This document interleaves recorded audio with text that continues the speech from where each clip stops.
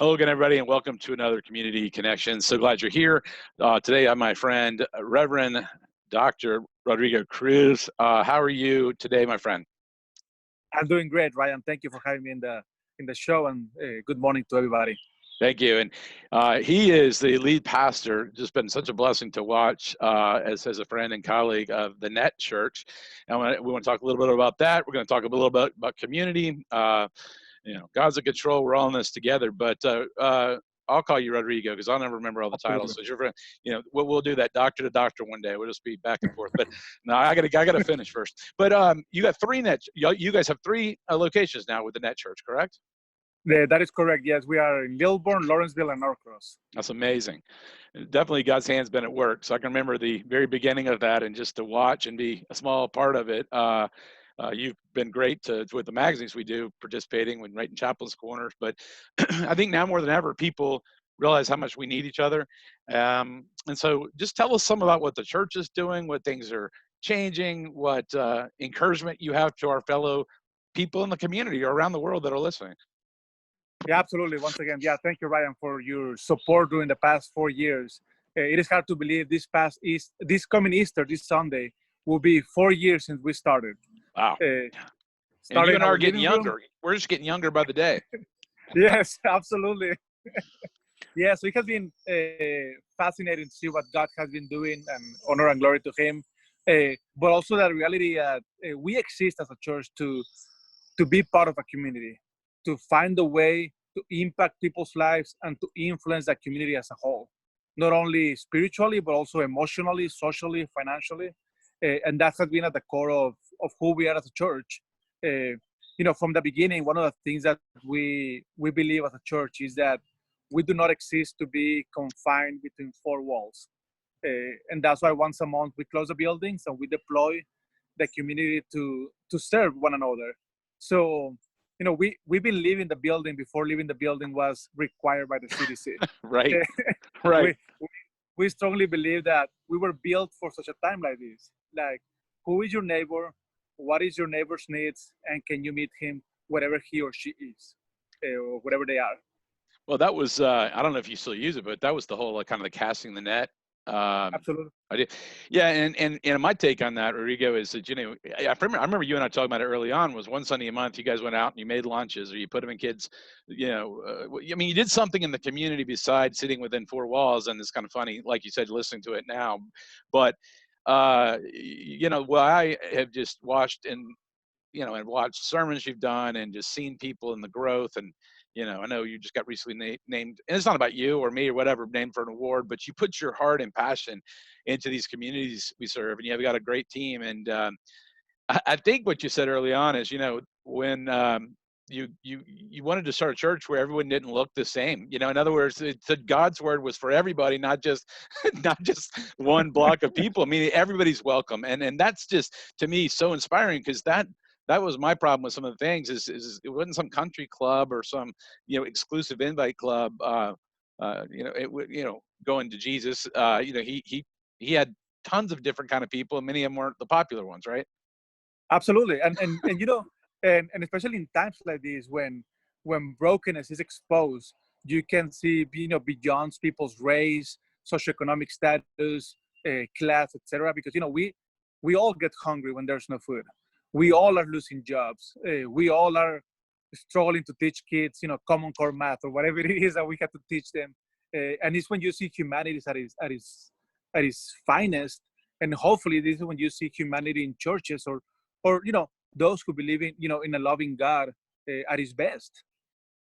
Yeah, and that's the thing. I'm hoping church, for many people that have had experiences or whatever, the word church is not, and that's why I agree with what you're saying. It's not limited to some building.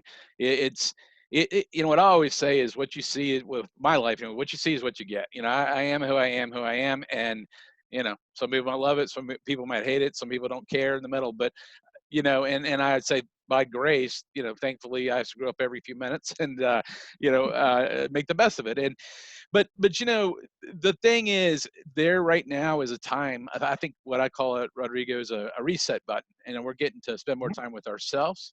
we're getting to spend certainly more time with our families. And I know you are too, a huge family guy, but that's, Yeah. it gets a little tight at times. So glad I have my Hmm. basement done, but in all seriousness, right now, for a word of encouragement, there's people out there really, I'm sure you and I feel it at times. They're just going, man, is this ever going to end? How are we going to get to the other side? Is life ever going to be normal again? I'm down, I'm depressed, I'm lonely. Maybe a word of encouragement from you, that those feelings are real, possibly, but we are going to get through this, and hopefully we're better for it. I mean, what do you say to our viewers or listeners for a sense of encouragement? Yeah, absolutely. Even for those who like dig into scripture and the Bible, uh, pretty much every story that we can read in the Bible, it is built out of hard times. I mean, every time that somebody is in a mountaintop, before he or she was able to climb it, he or she came from a valley, and it is easy just to go to church and to thank God when things are going well. It is a little bit harder to do it when things are rough. Uh, but not only 2,000 years since Jesus, but even thousands of years prior to that, uh, God has been showing us that He is with us. I mean, in the good, in the bad, and in the ugly. Uh, and I hope the word of encouragement for each one of you is that goodness can come out of this. And I told this to my congregation all the time. I don't believe this is God's plan for this world, but I do believe we can see God's purpose in the midst of this. It just has been fascinating to see, some elder ladies sewing some masks and give them away to, EMTs. Some, younger people driving to pick up grocery, food for others. People mowing each other's grass and just trying to keep, the social distancing and the shelter in place, but people finding the way to do goodness. And that is one of the things that I'm taking out of this. Yes, even across denominations and Christians, right now nobody's arguing.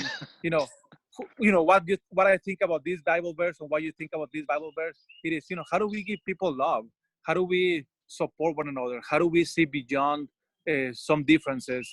So I think as a word of encouragement for everybody is, I think we all have a part to play into this role.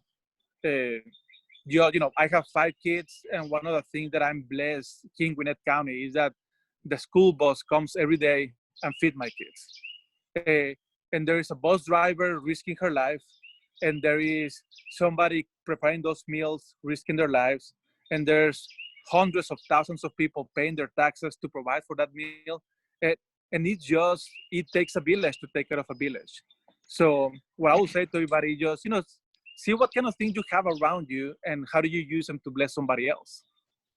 I love that. It's the iron sharpens iron, and just interviewing people. That's right. I mean, we had a couple mayors on here and other people. We've had principals, and everybody comes down to it doesn't take a lot to do the next right thing. Mhm. If it's helping your neighbor and they need 6 feet away, something put on their front deck, we don't have to wait for the government to say, hey, why don't you help them? And that Absolutely. and that's kind of the backbone of just human beings. I agree with you. I'm seeing right now, all this stuff, this partisan stuff, these divides. You've probably seen in my columns over a couple of years. I've been talking about unite, not untie. But it's now more than ever. I've seen people, they quit worrying, like after 9/11, about all the divides, and they're just Mhm. focused on, for the most part, trying to help each other, because we're all, flesh and blood. We're all going to live and die, even if we're perfectly healthy. We all need sleep, food, shelter, and when you get to that, you realize we're all quite set. There's a lot more that brings us together than apart, which Yeah. is hence the whole idea when you guys started the NETT Church. Yeah. And but we'll finish here in a second. Tell people how they can connect with what y'all are doing with the NETT Church. How if they want to volunteer, if they want to go, if they want to listen to something. I know you got a lot of different social media or websites, whatever. Can you give people that so they can connect with you? Absolutely. I mean, yeah, we are in any kind of social media venue, in Facebook, Instagram, Twitter, everywhere at thenetchurch.com, THENETT church.com, as well as our website. One of the simple things that we're doing, for example, how we celebrate Easter this coming Sunday, it is, yes, historically we have done, community Easter egg hunts when people can come and we give them plastic eggs full of candy, and then we parents have to deal with the sugar crush Right. with that come. Uh, so we can't do that right now. But how can we use, for example, something like this for goodness? So we're encouraging the community to this Easter on Sunday to take a picture of your family. We're putting out there some flyers of Easter that you can draw, your kids can, and every selfie that somebody takes with Easter's, photo bombing, uh, we for each egg that we see, we're gonna donate a can of food to our Little Bone Co-op. Oh, wow. Okay. So, for example, if the Sauers family, take a family picture, and you guys find a way to put in there 20 eggs, drawing or kitchen eggs or whatever it is, made out of Play-Doh, whatever, then we'll donate 20 cans. And if we have hundreds of pictures and thousands of eggs, that means thousands of cans that we will donate to the co-op. Oh, that. But first of all, that's fantastic. And secondly, you and I both know these co-ops, Southeast Gwinnett Co-op, the Lilburn Co-op, they desperately need help. And I think that's fantastic. And that's where the rubber meets the road. I just got to remember to get take the picture because I want to do that. Absolutely. Absolutely. I got to remember. I got to have somebody remind me of everything. But anyway, well, I seriously, my friend, I appreciate you being here. I appreciate what you and your team and members, everybody does. It's such a blessing to the communities. Not only, I mean, we're in Easter Holy Week, but we're also, you guys live this every day, and it's just been exciting to watch. Wow, 4 years, that's crazy. Ah, But the growth is, you're walking the walk, and I know everyone's welcome there. So I encourage you to visit the NETT Church, and that's THENETT. Church, is it church.com? yeah, that is correct. Okay. I encourage you to visit them. Well, Reverend Dr. Rodrigo Cruz, thank you for being here on Community Connections. I sure appreciate you, my friend. My pleasure, my friend. We're here for you and for anybody. Whatever we can do, we're here for real. Thank you. I appreciate it. Well, folks, you've been listening to another Community Connections. Thanks for tuning in, and we will see you again next time.